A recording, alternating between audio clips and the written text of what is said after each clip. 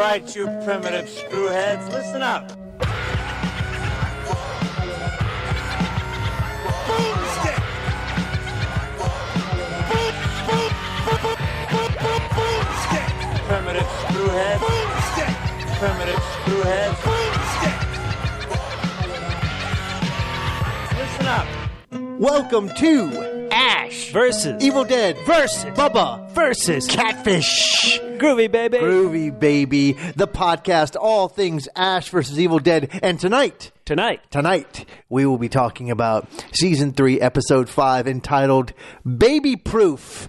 I, as always, except for last week, am your host, Catfish. You can reach me on Twitter at CJGman67. And with me, as always, my partner especial is Bubba. Bubba, how you doing tonight? Man, Catfish, we have not talked about this episode, and I am so excited to hear you have been very down on Season 3. I have, absolutely. Interested to hear your ranking out of 10. My name's Bubba. You can find me on Twitter, Instagram, Snapchat, and Goodreads at Fit and Trim. That's FITTEN. TRIM at Fit and Trim on social media. Yeah, you can always leave a comment about the Ash vs. Evil Dead podcast on Bubba's Goodreads page. So, let's get right to it. You're eager, right to it. I'm eager. Now, Bubba. Yeah. I think there's a way that I can sort of give you a hint. Okay. Now, we are the Double P Podcast Network. You can reach us on Facebook.com/the word double, the letter P, and then the word podcasts. For all of our podcasts, the world of Double P Podcasts. And because we're the Double P Podcast Network, or we're actually named the Double P Podcast Network, is because, Bubba, you started this great thing where usually we give a ratings and we do a double letter, like a double D for dastardly decision. Sometimes, yes, if an episode is really good, you'll go triple. If it's in a good episode, I have to go up to triple letter score. And infrequently, that's correct, you've used quadruple. And you know what? I think maybe even one time you used quintuple. But tonight, I believe we're breaking new ground. Oh, no. Because I am giving this episode 9.5. Oh, no. Sextuple B's. And that, as we all know, please. For Septuple B's. Septuple B's. Bowling ball battered body bundled babies. That is my rating for Season 3, Episode 5, Baby Proof, 9.5, Septuple B's. Bubba, what are you going to give tonight's episode? First, let me pick my baby jaw up off the floor. My jaw is as opened as wide as Demon Baby Ash's jaw. That's pretty wide. Catfish, for somebody who had not gotten aboard Season 3 of Ash vs. Evil Dead. You have really... You're driving the train now with a 9.5 out of 10. I'm driving the train. I feel fairly confident because you have never, ever in your life given a rating of 10 to any episode of anything at any time ever in the history of mankind. So I am confident, beyond a shadow of a doubt, that you are not going to give this a higher rating than I did. Bubba, what is your rating for tonight's episode? Well, mainly because I don't know what's beyond Septuple. Catfish, though, just because I got a stabby in the back. Sextuple. The beyond sextuple is septuple. Okay, just because I got a stabby in the back. Stab me in the back. I won't have more than three letters for this one. Oh, okay. But I am going 10 triple H's out of 10. No! I am. Way! I had to up your... Oh, you did stab me right in the back. And everybody knows triple H's stands for Headless Heidi Haymakers. So when the Headless Heidi was throwing those haymakers, it was... Everybody ring the bell. Gonzo.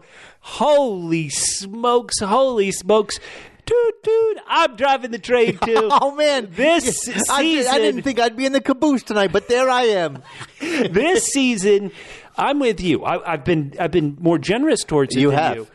But this suddenly, it went to a different gear, broke through a wall, got to a new level, raised to a new high, climbed a new mountain. We'll have to find more lame metaphors like those, but. This Baby Proof was pretty fun, huh?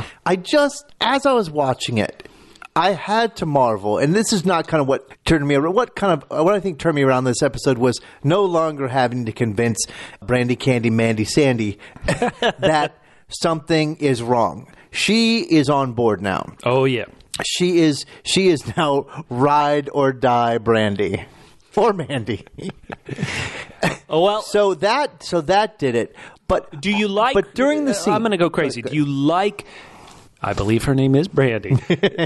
She made the right choice at the end, but do you like her as a character now? Because she still feels pretty, what you would call 80s slasher movie victim, pretty generic. But because she made the right choice, that was a great that was a great moment for sure. That was a great moment, and the fact that she had to deal with Pablo. She knows what's going on now. This is what I didn't want to have Ash bring her along. So this to me is a brilliant move. Have someone else, show her that stuff's just not right in this world. And way to undersell there, Catfish. But to me, as I was watching the baby in the big body, and then the bowling ball bundling of the baby in the big body, I just marveled. I said to myself, I've seen so many, as your word is so perfect here, gonzo things in the 3 movies, and now we're in the 3rd season. And for them to do something that I just laughed at. I watched with Ms. Catfish, and I watched with my mother's boyfriend last night. No. And he was just like... You have a new father, or is your mom single again? He was just like... What is this craziness? And I said, it's the combination of the horror tropes and the Three Stooges, and everyone was just laughing. I mean, for them to bring something like that, where I'm just like, I can't. I'm still agape, like their chutzpah and the gonzo-ness of it. It was just, I'm all in. I'm all in. I like what they're doing moving forward now that we don't have to convince Ash's progeny that there's something going wrong. Now we've got some movement with Pablo. What I loved about it is, he's become the especial brujo, and yet he's still goofy as ever. Oh, right? Yes. Right?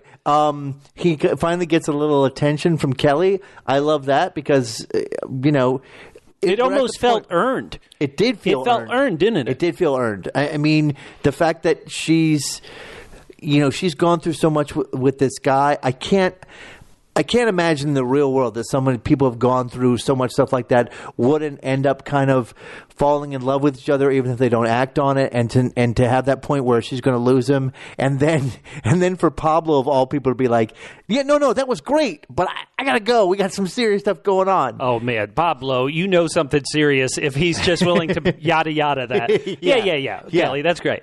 Yeah, and the little Ash's baby, the duck. It was all just so creepy, and weird, and it was beautiful. I'm stunned. I'm so glad that you were into it. A lot of times we're sort of in different places. We definitely have been all this season.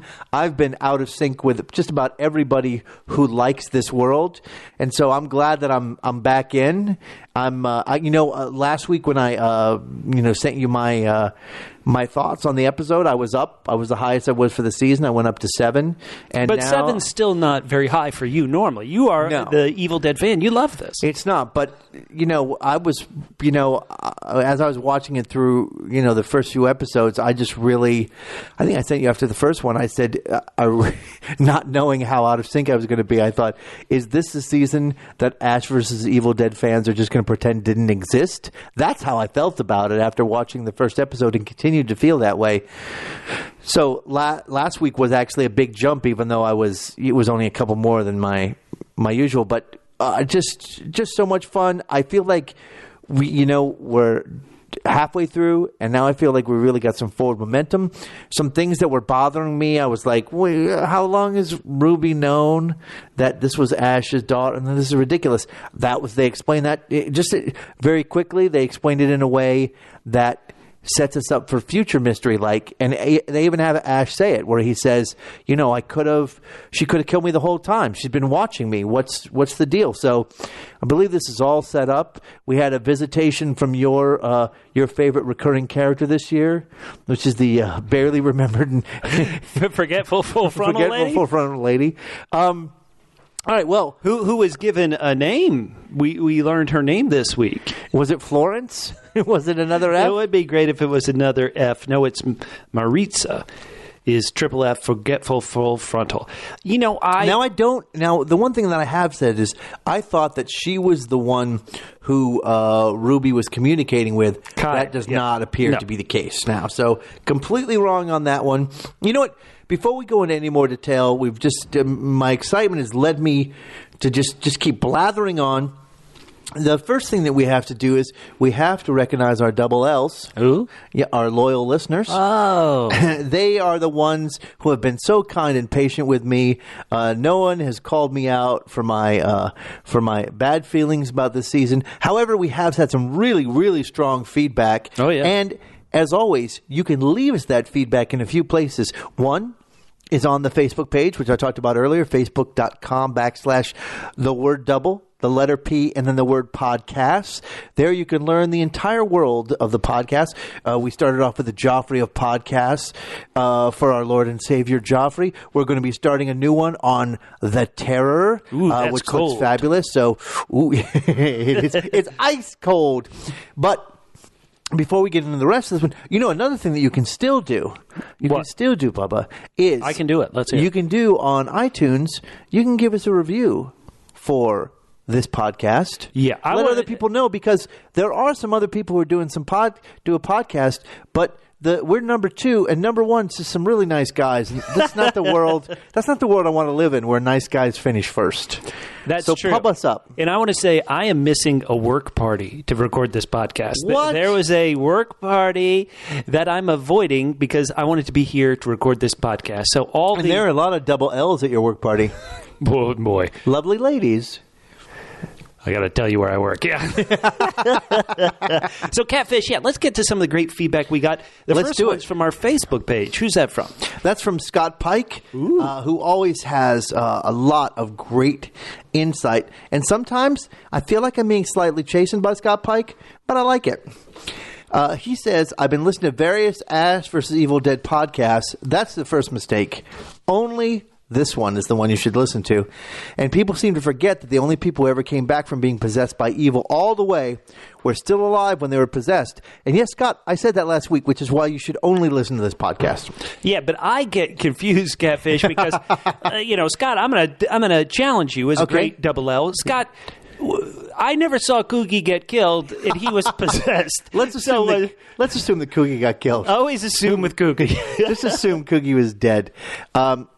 He goes on to say, and that you don't have to die to be possessed and mutated, though being dead seems to make it easier and faster. He also says, Ash really should listen to the fat lady. Shoot him. He says a question about little Ashy. Yeah. He was made from Ruby's blood, right? I assume so. That's so what it does looks that like. make him a dark one also?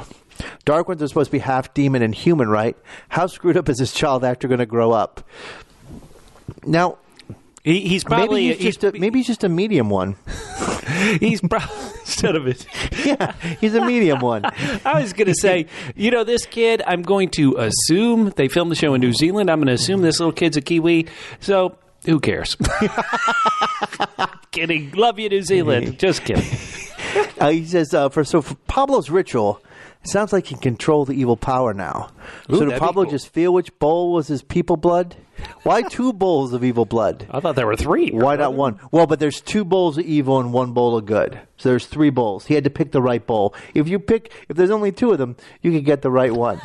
But this also echoes, of course, an Army of Darkness, the 3 books that Ash had to pick from. That's right. He says...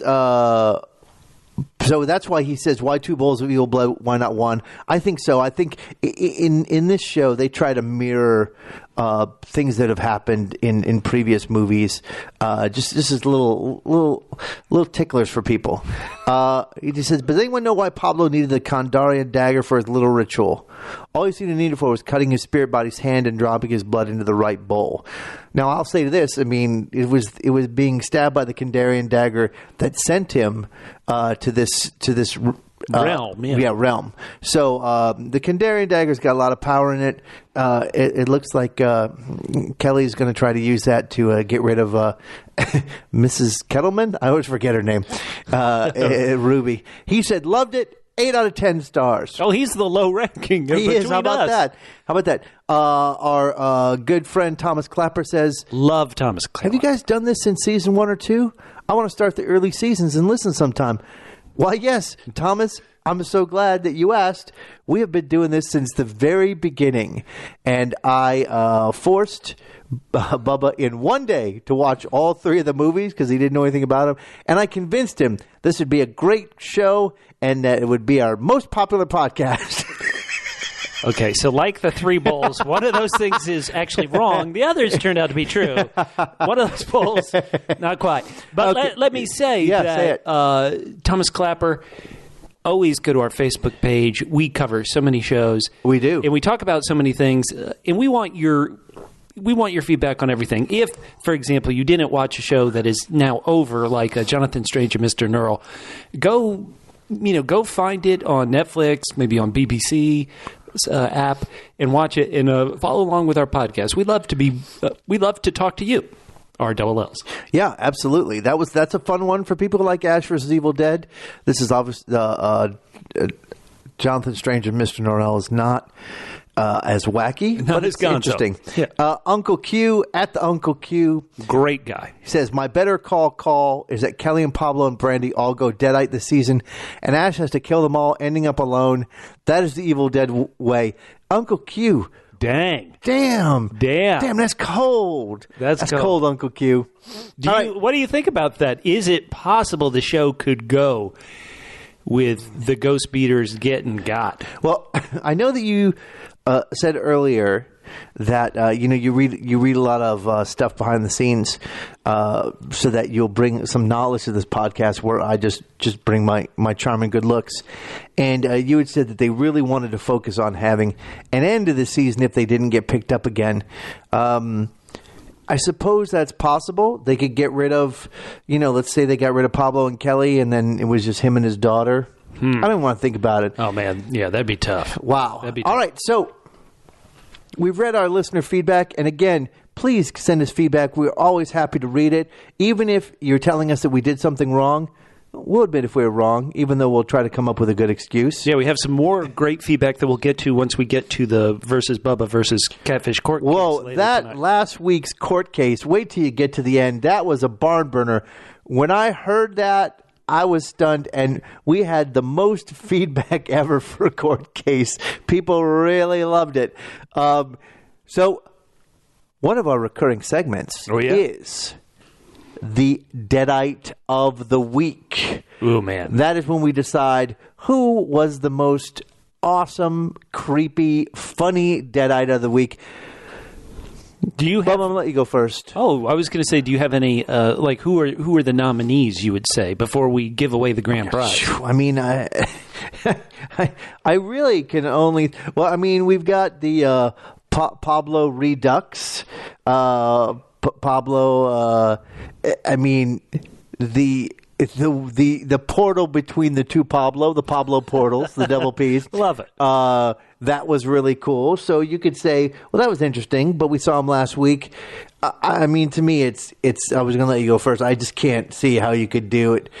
How you could pick anything else than the sextuple B. You can't. So good. So good. But when he's inside the Triple H, the headless Heidi haymaker machine, he's pretty great. So I'm going to give it to both of them. I'm going to give it. They both deserve this award. He pops up from the head. He pops up from not the head. Thank you. Yeah. Keep it clean. When Ash shoves her down onto the bowling ball. Oh, man. Oh, so good. All right. So that's mine. That's mine. So great. The Deadite of the Week. Great. Now, Bubba, what is your groovy line of the week? Well, I have a couple. Mm-hmm.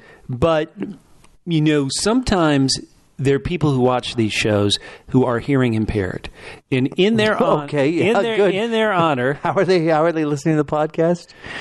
I didn't Maybe say they're reading it. Oh, okay. I didn't say they're listening to this podcast. Okay, they watch the show. Okay, all right. They're hearing him, and in their honor, I'm going to give it to the double S. Double S. Speak and spell. When the speak and spell said F you. So good. That was funny, Catfish. That was brilliant. That is my groovy typed line of the week. Man, there's so many. You know what? I have to say, even though I love this episode, there wasn't that one line that Ash threw off that I thought was great. Like when he was talking about people being disappointed. You didn't have this one I'm pointing to on my notes? Keep your hands off my boomstick. That's pretty good. That's pretty good. I liked a few of them. You know what? I am a sucker for this. When someone just keeps either saying, referring to someone by the wrong name but different names, or like Ash usually does. He did a lot in this episode. I mean, I believe between the two episodes with this woman, he called her like 15 different nationalities. So I think my favorite tonight was when he said, okay, listen, Ricola. That was my favorite. Nice. Now, she replied to him something, and I translated. I went online to translate it. Uh-oh. She says, "Stong munnen, du dumb man," and it means "shut your mouth, you stupid man." Oh, you're giving it to Heidi, the groovy line of the week. All right. I don't know, but then Footy Pablo, the Calf Pablo says, "How about a ride in the Pablo stash?" And Kelly says, "You're not tall enough." And then the one question that it's the question that's on everyone's lips this week, that who knows, maybe there isn't an answer to, but I challenge our double L's. Double L? Our loyal listeners. Oh, that's right, yeah. To come up with an answer for this question. And the best answer to this question, I am going to personally send a gift to our listener who comes up with the funniest response to this question. Let's hear it. Because Ash says something about you'll be done in a Branson minute. And so I don't know what a Branson minute is, but I think our loyal listeners can come up with something funny. And the funniest answer to what is a Branson minute, I will send something special to our loyal listeners. It may not even be Ash related, but it'll be cool. I promise you I'm not going to send you crap. Man, ooh, very tempting, this generic prize. This vague description. Listen. Yes. Whatever it is, we'll send you a card and it'll be signed by the infamous who? Bubba and Catfish. Oh, us. Okay. Yeah. Right. We'll do it. All right. So those are our two recurring segments. Now we'll dip a little bit into the episode, and it's going to be split into it's split into two very distinct stories this week. So let's cover the stories one by one. Catfish, if I could though, yeah, go ahead. We never do this, but I had so much fun with this episode. Specifically, the directing, these zooms and pans, the handheld camera. Mm-hmm. I want to give a shout out to episode director Daniel Netheim and episode writer Luke, I'm not going to pronounce this right, Luke K2. Mm-hmm. The directing in this episode, the writing was pretty darn good, but the directing in this episode, incredible. Where's the love for the cinematographer? None. Where is it? It's not here. There is none for the cinematographer. Okay. Sorry, cinematographer. But yeah, didn't you think this episode just moved? One of the things that I talked about on previous podcasts is that this season there kind of hasn't been like a nice resolution and then a button to the episode. There was in this episode. But because last week we dropped it in the middle of those storylines, evil Pablo attacking the trailer, Ash going to the house, and the little kid dropping his jaw. Well, and this is what you've been asking for. This is what writer Bubba's been asking for. Is set us up for next week. We want to wonder what's going to happen next week. Give us some cliffhangers. And because they had those cliffhangers, this episode in both of the two storylines, they just jump right in, and there's never a dull moment. It goes, and so I love it. So, Catfish, do you want to tackle this evil demon baby spawn, or do you want to get to Pablo's Adventure Beyond? Let's do Pablo's Adventure Beyond first, because there's a lot of cool stuff in it, but to me, it just wasn't as visually fun. It just wasn't as gonzo as the Ash one. So let's save Ash for dessert. Sure, but it also, let me say, it wasn't as fun, but it also was very intriguing. We've got such a great setup from the cliffhanger we were left on last week. They're being attacked in this trailer. Kelly has this weird wound of Pablo appearing on her leg. So good. There still is, however, and someone else mentioned it last week, and I thought, again, I'm the beauty of this operation and you're the brains. So when I was watching this by myself, I said to myself, how did you miss Pablo being turned into a deadite? Right, yeah. And what did Self say? Self said, well, I guess I just missed it because I'm the beauty and not the brains of this organization. And then somebody else said something about it too. So that was still kind of lingering a little bit over this one. I feel like there was that was a little shoehorned in. So Pablo is attacking the trailers. Brandy still being her, denying Brandy. The leg wound is still talking trash. I love how quickly it became a tense moment and how quickly the two things started tying together. You say this section didn't have enough gonzo action compared to the craziness. Well, and I think, but to your point, I think what they did to make it as fun as the other one was all those pans, a close-up on Pablo, over to this, a sweeping in of Pablo attacking stuff. I thought they really heighten the tension of it with the camera work. But you say that, but for me, it was the interaction of where Kelly realizes, I can stick this in the wound and it affects Deadite Pablo. That was brilliant. And they heighten it. It's the comedy rule of threes. Mm-hmm. I'm slightly giving away writer Bubba's notes this week. She stuffs the cloth, the piece of clothing into the thing. Suddenly Deadite Pablo is choking. Yeah. Then she gets it with the hot sauce. She gets it with the laundry detergent. Heightening. Hilarious. Right. Great. Yeah. Do you like, how about this? Because you went 9.5. I'm going to find where you subtracted that 0.5. Was it in this section? I think so, because it's still not quite clear what's going on here. I'm just going to buy it. Like, at the end of the day, Pablo is el especial brujo, and I'm down with that. Buy the 6-pack at your local. Right. Also, I found something interesting, and I don't know when it happened, but you'll notice that when he's done being especial brujo, and maybe it's when he first goes in, we'll have to look, the book is no longer on his body. Yeah. Oh, yeah. No, that's he exactly is now right. just, he basically got a tattoo removal. He went to the middle realm to get tattoo removal.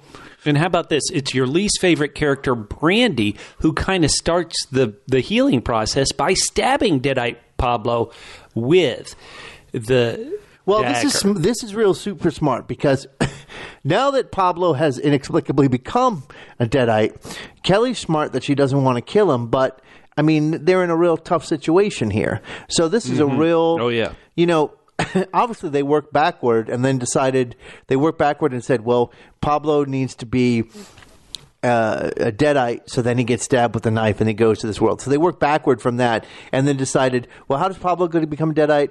We don't care. We're not going to show that part. So, but this part is really cool. Again, I kind of don't. It's a lot of malarkey in this section as far as the text goes. I really don't kind of understand like why he has to why he has to do what he's doing. It's not clear to me. I watched it a couple times, and to me, it just sounded like a lot of malarkey. Like I said. Now, hold on. Mm-hmm. Do you not realize that this must be pretty serious if Pablo's uncle pronounces it leopard? Did you notice that how he didn't say leopard? He's like a leopard. Maybe that's how they say it down under and to the left. Right. Yeah. But of course we got introduced to Triple F. Forgetful full frontal. Now we know her name is Maritza, and I thought she might be evil in some ways, but she seems like she's with Uncle the uncle, so she's on the good team. It seems like she is. And again, he's got to make this decision.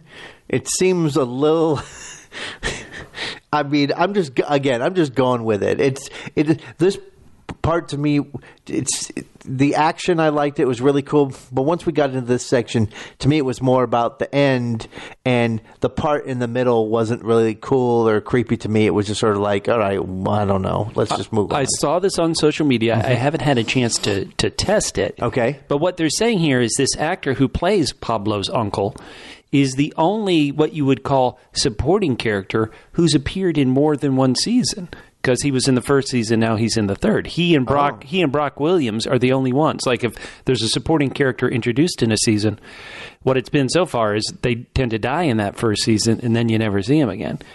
Of course, there was Ash's kind of high school sweetheart who showed up in season 2. She didn't die, but notice she's not here. So give it up to Pablo's uncle. He got the return visit. He got the other SAG credit here. They said, let's double B. Sorry, let's triple B. Triple B. Bring Brujo back. Now, Maritza, what do you think she really brings to the party other than awkwardness because she's naked and everybody else is dressed? If you have to ask me what she brings to the party, maybe you should have gone to your work party. I'm thinking that actually right now. So, this is one of those things. He even says the word choose wisely, and I think of, spoiler alert, Indiana Jones and the Last Crusade, where he had to pick the right cup. You pick the right grail, and then you live. Right, you but there was a lot of choices there, and it made sense at the end. Yes. I mean, anybody could have just figured it out. Which one of these cups is not like the other. But in that case, it wasn't just 3. I don't know what decision did he make by, like, you would assume that whatever's in him, he doesn't really make a decision. He closes his eyes and feel it. So I don't know, what he does here to become El Especial Brujo, which I just love because it's so goofy, and even even Pablo's response to it, which was still kind of that joke was kind of a thud to me. It was. It was still, isn't there a beer with that name? I mean, right. Not only was it a thud. One thing the uncle said I really didn't quite comprehend. He said, Pablo, you turned away from your ancestors and left yourself vulnerable to evil. Did we see that? When is that was in when the he show? started working for the Best Buy knockoff.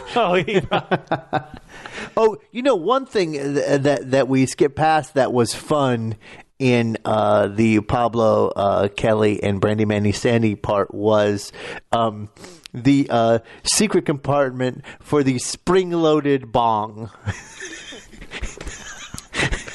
It's legal in a lot of states, but apparently Michigan it's not. This is education. I mean, you would think you wouldn't think there was enough space in the floor for that long of a bong, but hey. When you need a bong, you need it fast. You need to shoot right out of the floor. Now, one of these moments that Pablo's trial he has to go through here in this nether realm is they take the dagger and cut him in that realm, and yet back in the trailer, in our realm, Earth, for lack of a better word, you see his body kind of get split open, and you're like, ooh, is something going to have to exit him? That's what I was thinking originally, that some force was going to burst out some of these wounds. Yeah, that's a good point. It was well done. And, again, talking about like how this episode was shot but also edited, where they go back and forth quickly between the two. Oh, yeah. That also helps raise the stakes. Right. So loved it. So then when Pablo makes the right decision, he comes out of this world, and he is a changed man. But like I said, it's funny. It's not, this is Ash versus Evil Dead. So So even when someone is heroic, they're not like all the way heroic, like a Game of Thrones heroic or a typical thing heroic. Pablo he's still kind of a goof. I love my Pablo. This made me think as many times as you have tried to kill off Pablo, I think it's because you're jealous of Pablo and Kelly's relationship. So I thought you would mark this episode down because you're like, you know what? You finally have to write off Kelly. She's finally accepted Pablo into her life, and that means no room for Bubba. Listen, as a double P, Pablo put downer, I have been tough on his character, and I'm still, as you said, he had a thud of a joke. Isn't that a beer name in this episode? But the fact that we quote-unquote now have a purpose. Remember how he's had this necklace. He's had this double P. Double P. Pablo penned it. We've been like, what has been the point? Thud. Isn't there a beer name for that? The better beer name would be Pablo penned it. But I'm saying that I'm going to trust these writers. Maybe they have burned me once. They have burned me twice. But because it now feels like, okay, Pablo has a double P. Another double P. Pablo purpose. I'm excited about him, and I'm glad that at this one moment he hasn't been killed off yet. Well, let's see. I mean, it's a lot of people to keep track of, which is why I didn't like them bringing on Brandy, Sandy, Mandy, Candy, because it seemed like they were already having trouble sort of finding a niche for all three of the ghost beaters to fulfill, which is kind of why they sort of have kept them apart this season. Now, let's see what happens. hold on. Now we're going to be able to have Kelly, and Brandy, and Pablo all fill the role that was left in our heart. By Sheriff Emery? When Dullard died. I went a long way for that one, sorry. You did. You should have just accepted Sheriff Emery. No, it was a better punchline. Okay, so that's it. How about this? There is still a bit of a cliffhanger because we know that Kelly is now going to use this dagger to go get her revenge once and for all on Ruby. Mm-hmm. But where exactly is Pablo going? He just left them. He's like, bye, girls. I'm leaving. He's got a double P. Yeah, you're good. Right, he does. Oh, wait, what do you mean double P? A Pablo plan. Oh, okay. We don't know what it is, but he's got one. No idea. He knows somehow there was something he saw in his vision that we didn't get to see. And because of that, he thinks that Ash is in danger. Now, obviously, Ash has been in danger the entirety of the series, but he seems to think he's in mortal danger right now, and he's got to go take care of it. So, presumably, Pablo's going to try to go join Ash versus. And Kelly is going to go after Mrs. Rivets or Privet, Miss Previtt, I think it was. Yeah, Miss sure. Previtt. Okay, right. So we've talked an awful lot about these double Ps. Pablo problems that the show has had.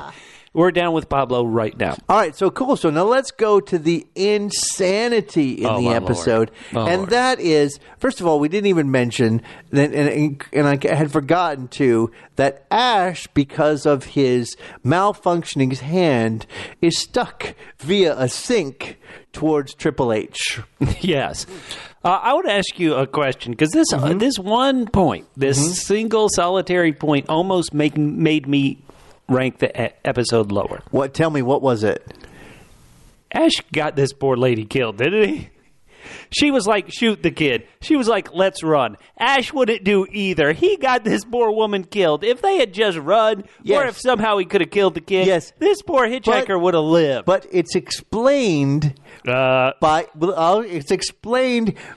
Ash makes a statement that is a typical Ash statement that makes no sense whatsoever, and yet it's completely Ash. Let's hear where he says, I'm not going to kill it because Ruby wants to use it against me. So, because Ash is a moron, right? He says explicitly what he should do, and he says, I'm not going to do it. We all know, yes, they're going to use the kid against me, so he should kill the damn kid. But no.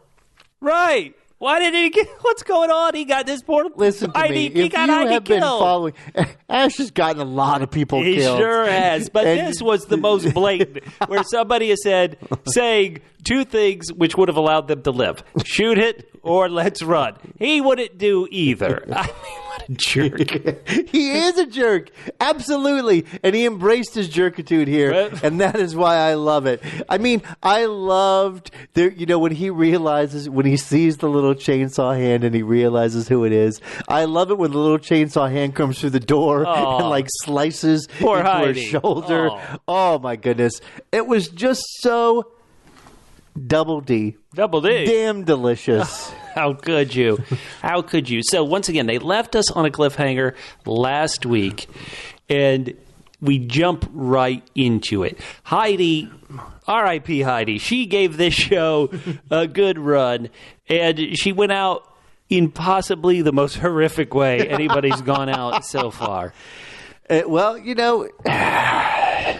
when you're chained to Ash, there's only one person that's going to live, and that's Ash. Could Sorry.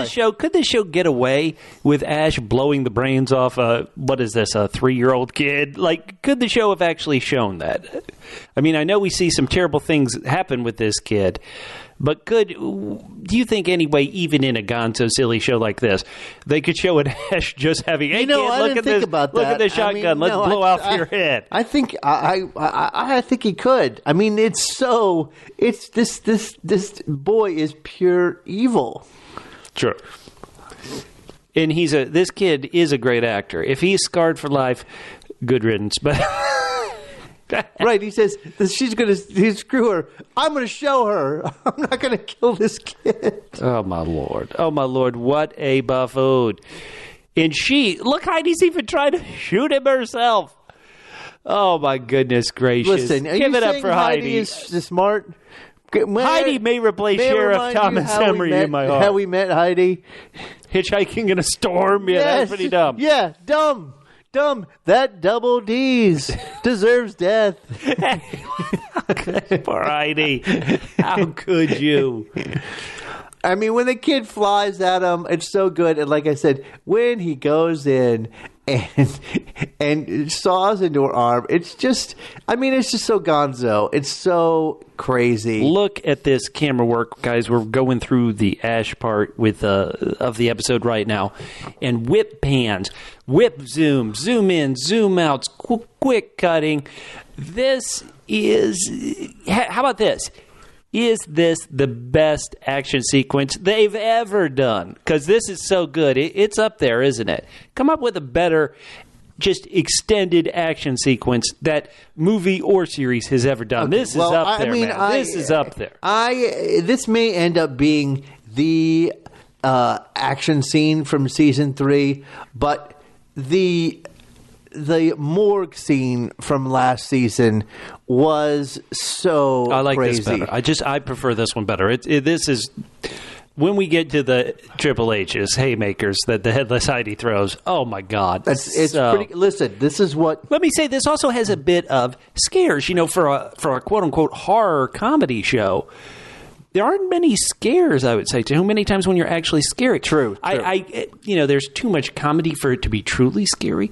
But even when they hide in the closet and they close the door and you see the shadow and the duck toy underneath the little door, that's kind of a pretty fun, tense moment. That is good. Great and work. I would say less than scared, because I'm not sure I've ever been scared in this series, but when you get to the point like this, it can be thrilling. Yeah. No, And I thought it because was of the tense. comedy, I thought it was brings tense. it brings it down. So this is very tense and as thrilling as anything in the Ash oeuvre is. And his plan to tie up the little kid, I mean, he just comes. I mean, this poor woman is Heidi, yes. It's like so. She's like, "What are you thinking of?" And Ash just comes up with one dumb plan after another that he's completely proud of. I may have to give her the Memorial Sheriff Thomas Sheriff Thomas Emery Memorial Award for great courage when facing horror and stupidity, because she is great. Heidi is the woman. So Ash finally frees himself of the sink, which also has been attaching himself to Heidi, meaning, the two of them are attached via this sink. She's handcuffed to it. His robotic hand is kind of been locked to it. He finds this is possibly setting up something for later, he finds in this house a wall a bit like in the basement of the Williams hardware store. Very much so. And when he's like, this looks kind of familiar, you're like, you just saw it last episode. Right, which is theoretically the same day here, Ash. All the viewers are like, yes, moron, this is it. But here, Catfish, we're setting up exactly what you talked about. They've gone back in time last season. They've done so much. How are we now, quote unquote, in present day, and all of this has happened and seemingly nothing's happened until this point? Ruby has been spying on him. Ruby has been putting a master plan in place this whole time. Right. And so then now it makes sense that she's been cultivating Ash's daughter because she knows all these things. It still doesn't make any sense why Ash's daughter was brought to the town that Ash came from. But that's all right. So Ash has got... He's sensing what's going on here. He's like, all right, I'm going to take care of this kid. And then your hero... You should have been 4-Hers. You should have called her a heroine. 4-H heroine Heidi? Yeah, heroine Heidi? Heroine Heidi just bashes him right over the head with the sink. Yeah, because she's going to go to town. She's either going to escape or kill the kid. Now, she does neither. But it's the intent that matters. It is the thought that matters. Are you saying that Heidi's plan was better than Ash's plan to tie this kid up? Heidi is the chosen one. She is El Norwegian Especial. Why she doesn't try to break any of these windows drove me a bit batty. But look at her. She's like, I'm getting the F out of D. Why, she's trying to open the window. Who cares? This isn't your house. Break the windows, Heidi. Run for it. Yeah. Well, Heidi... Well, listen, the second we saw Heidi, we knew she was living on borrowed time. So that's why I don't feel bad for her. You don't feel bad for her? Do you see what's going to happen to her in this episode in a bit? No, I think she gave her life for comedy, and that's all that matters to me. She gave her life for gonzo-ness. Now, would this baby have killed her if she hadn't blown away his duck toy? Was that the straw that went too far? This baby is growing, and it is hungry. Yeah, an evil baby. Is this possibly some symbolism about how we've got to stop having kids? The children aren't the future. I believe the children are not the future. They're going to eat our lives. Treat them well, and they'll eat you to death. One thing you don't point out here is that maybe Ash could have saved Heidi if she hadn't knocked him over the head. Oh, so she was the author of her own demise. Give me a break. Okay, so Heidi, she made the mistake of blowing away the duck toy, and little evil little... What do we even call this little kid? See, Ash says, why'd you run away? Oh, Heidi, I could have saved you. Oh, give me a...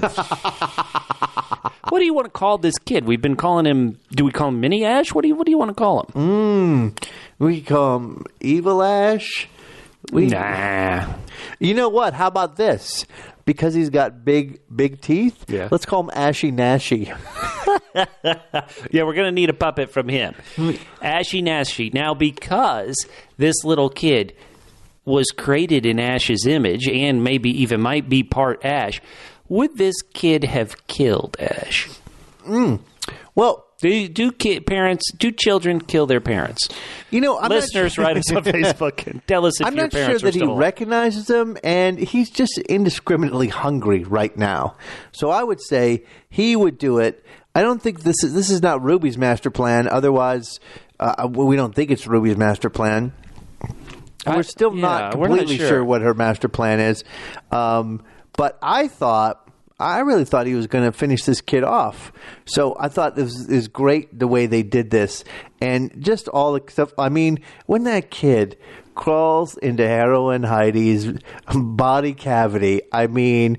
And then animates it to attack Ash. Oh, my God. So good. And once again, maybe the greatest... I'd have to rack my brain to come up with one I enjoy more than this. This is grade A gonzo. I mean, just kicks the shit out of him. I mean, with her strength and you mean Heidi? He's using Heidi's strength. Heidi's strength and his little brains. That kid is smart, and he just. I mean, it's nip and tuck whether Ash is going to be able to get the drop off on baby Ash. Which one of them is actually smarter? It's a close call. Baby Ash has grown real quickly. Do you think he'll still be a baby next week, or do you think he'll be like tween evil? Oh boy! Once they become tween, it's all over. Ashy Nashy, because he gnashes his gnarly teeth. So Ashy Nashy. I think he might grow a bit. I think he may not be so I don't young. know. This kid is so good at doing this. We'll see. All right. Can we get to... I mentioned before that this woman who Ruby's taken over her life was in the bowling league with Brock Williams. This bit where the bowling balls fall almost and hit Ash, and then Ash knocks over the pins, and once again they use bowling alley sound effects when he hits the pins. Catfish, this might be the best thing they've ever done. Those movies are classic. We've had two and a half great seasons now. Listeners, come up with a good name for Ashy Nashy. Come up with a better scene than this, because to me, this is it. This is, bow down. Bow down, baby. It's insane. And what happens here? With the bowling ball on top and the bowling ball on the bottom. Wow.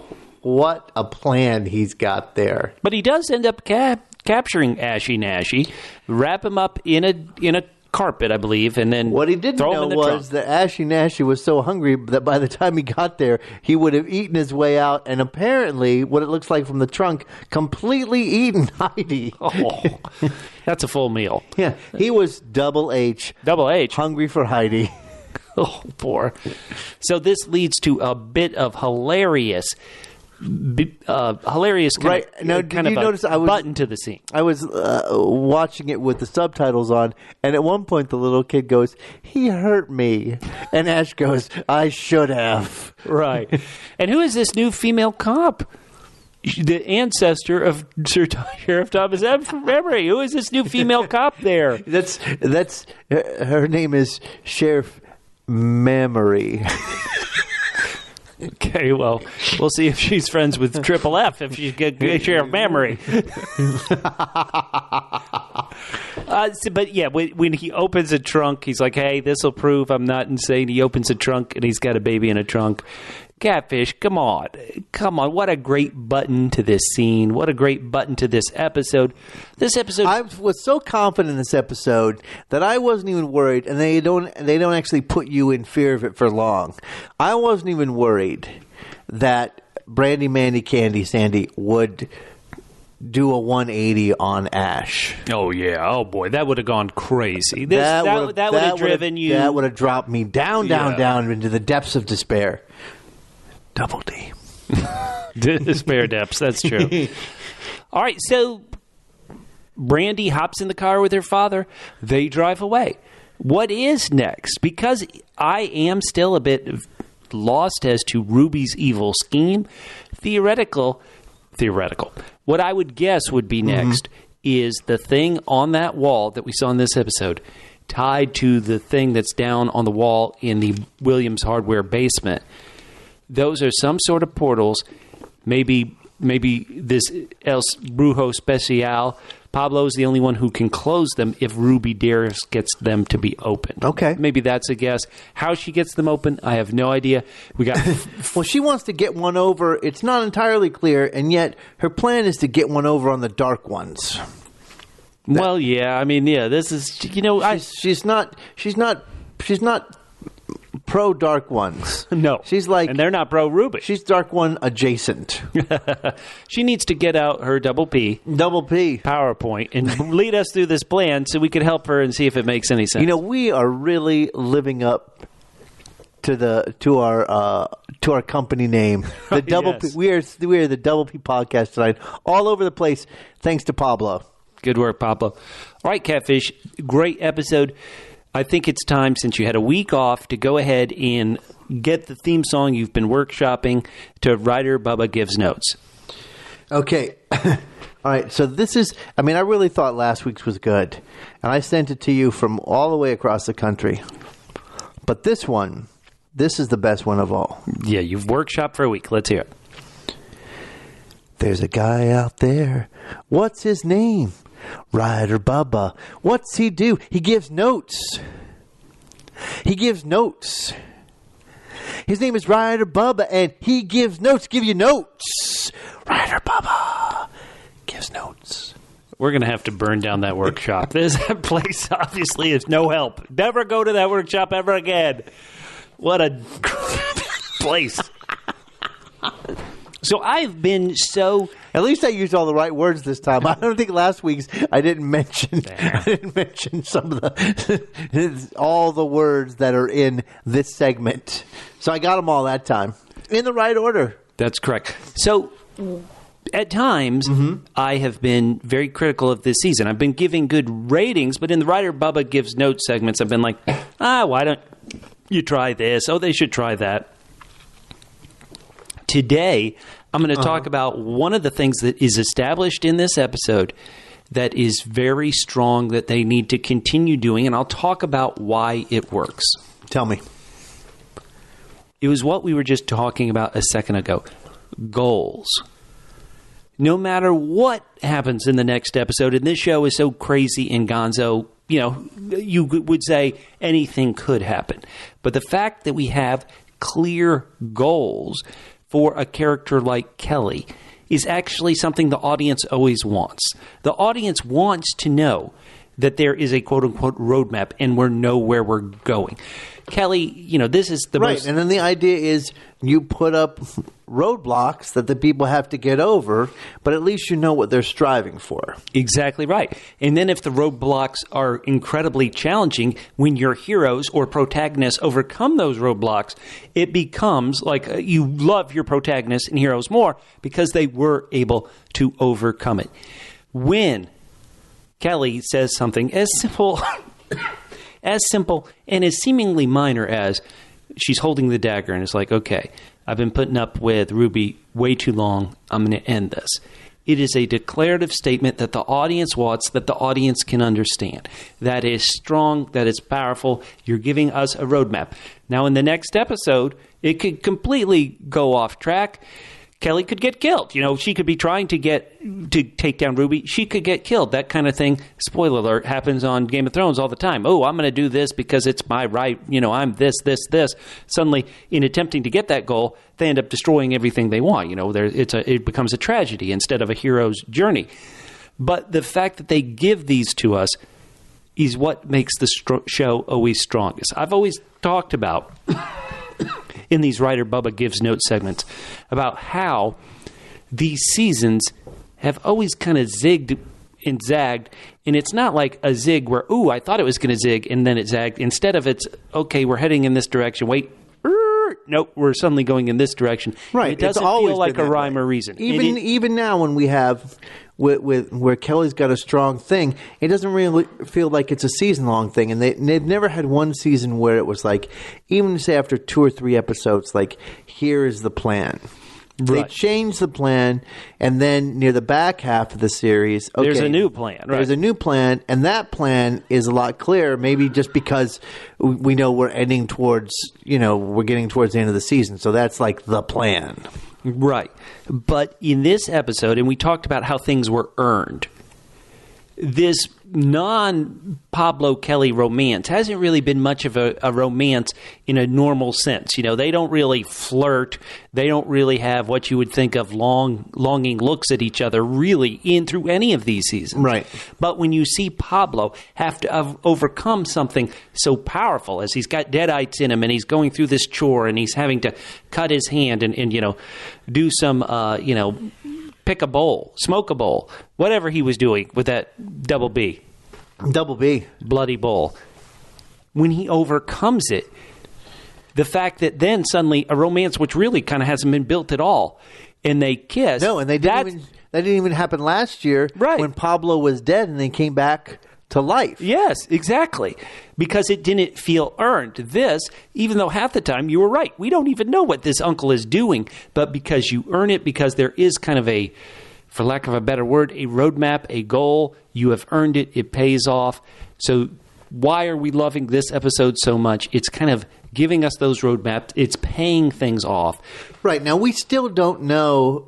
we've talked about things we don't know. We still don't know what's going on here, but we do know that it's going to follow like the last two seasons, that now we get into the back half, they'll find their goal, and the goals will become clear. We hope. We assume. You know, we could be really jerked around again, as the show occasionally has times is done, even if it's a fun kind of mess. Sometimes the show's kind of meandering plot has been a mess. Right. Well, I mean, I felt like they did that last season. As I said, when I watched the first two seasons, the first season doesn't really end on anything like, okay, boom, we accomplished something. It feels like it's just sort of like, okay, whatever, we're just going to push this, we're done. But last season really did feel like the end of something, and they could have ended with last season. They defeated Ball, boom. They kill. I mean, Ruby sacrificed herself. That's a noble thing that she does. Ruby Noble. Yeah. Ruby Noble. And you know, so but I feel like, since what you've read, that they really want to make sure that this is going to be that if this is it's satisfying. I really feel like they're going to give us something here. Again, we're halfway through. Yeah, I haven't possibly heard the final season. I haven't heard anything. Have you heard anything? Not at all. So that doesn't no news is not good news. No, that does not sound good at all. So we could be rounding into our last 5 episodes. So very exciting. So what can they do? Quick to rewrite it and reshoot it to satisfy Bubba's notes. Give everybody a goal. Yeah, next episode, we know everybody's, but the fact that we're still kind of unsure about what Ruby's plan is, we're still unsure what Pablo's really going to do now that he's El Brujo special, I consider those weaker points in an otherwise perfect episode. Yeah. All right, well, that was Ryder Bubba. No, let's kill the workshop. Ryder Bubba gives notes to you. If they charge rent at that workshop space, we forget. So our very, very last segment that we do every week on Ash versus Evil Dead versus Bubba versus Catfish versus okay, whoops. We have a court case where it's Bubba versus Catfish. Now, Bubba, I wasn't here last week. What? I was not here, and the court was riveted by what happened. Now, we should just probably say what happened was that Gladys, stenographer Gladys, who sounds like she's 80 years old, yes, that she has carried my love child. Now, I'm a little confused as to how this all happened. Mm-hmm. I mean, I'm not really confused. I know how babies are made. And I remember... Yeah, we saw it tonight. I remember the drunken night with Gladys. Okay. But so it came out last week that Gladys is taking care of my love child. And the question was whether Gladys should come back to the courtroom. And apparently, I mean, it seems like to challenge me because I'm being a bad father. That's what it sounded like to me. So let's read some of the feedback here. Let's hear it. Uncle Q at the Uncle Q says, "Love Uncle Q. I vote that Gladys must come back to court. We can trust Bailiff Rusty to look after and entertain Catfish's kid during trials." Oh man! I can't boy. Wait. Pat, man, that's one vote for Gladys to return. Now, I jumped in myself. Now, in a bit of self-preservation, because I didn't want to be confronted with Gladys and my child, okay, I suggested that Gladys should stay home and take care of the child who I don't know. Did Gladys have a baby at 75, or is our child 50? I'm not. Things are up in the air there. Mysteries of life. Yeah, it is. So Patman says at Patman23, one of our loyal listeners from way back, Love him. says, "I'm voting with you," and meaning me, Catfish. What? Gladys needs to get some maternity leave and take care of her young one. However, this is aside from me, however young that young one is. I assume the judge will hit Catfish Esquire with heavy child support. I love that. Now, at Geek Girl Soup, also agreed. Yeah, they're a great podcast, Geek Girl Soup. We love those guys. So even though I wasn't in court last week, people agreed with my statement. She says, give Gladys some time off to get her affairs in order. Maybe her kid can go to the same daycare as Ruby's monster baby, and our ghost beaters will have a new army to fight. Oh, man. So with that, it turns out Gladys saw that she's got the week off. Stenographer Gladys won't be here. Ooh, that is a relief to me because the people have spoken. No, the people have spoken, and I was, I was chagrined that the week I wasn't here, that a lot of my private dirty laundry was aired. Yeah, it's a shame. So there you go. We are going to have a court case this week. Let's get to it. This is a long episode. All right.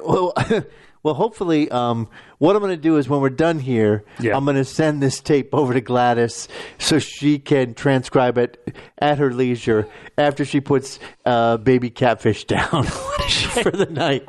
Gladys still got to work. Poor Gladys. Never a moment to rest for Gladys. Okay, here we go. All rise. The case of the week is now in session. Entering the court is Prosecutor Catfish. Thank you, Your Honor. Thank you for seeing me this week. Now entering the court is Defense Attorney Bubba. Thanks, Your Honor. I can't wait to get to this. Your Honor, how come I didn't get the music this week? Let's ask stenographer. Oh, she's not here.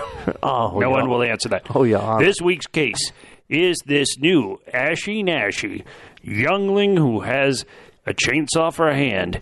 Is this really a child of Ash, and should it be considered a child of Ash? Let's go, Prosecutor Catfish. What is your case? Your Honor, speaking personally as someone who has tried to deny paternity, a child, when it grows up, you can tell whether it's yours or not. You see it in its eyes. You look and you see, there's my eyes. There's my mother's eyes. There's my grandparents' eyes. There's my, well, look, there's my cute little dimple. I had a dimple like that when I was a child. It's from these genes that are passed on from one generation to the next. You know, baby Catfish has my eyes, but he's got his mother's dulcet voice, Your Honor. I mean, when he speaks, he sounds just like stenographer Gladys, and it makes me feel warm. Yes, Your Honor. I'm sorry. This seems to be getting away from Ash and Ashy-nashy. Okay, Your Honor. As they say, as Bill Cosby used to say, the proof is in the pudding, Your Honor. And the pudding in this case... Your Honor, let's hope that was the only thing in Bill Cosby's pudding.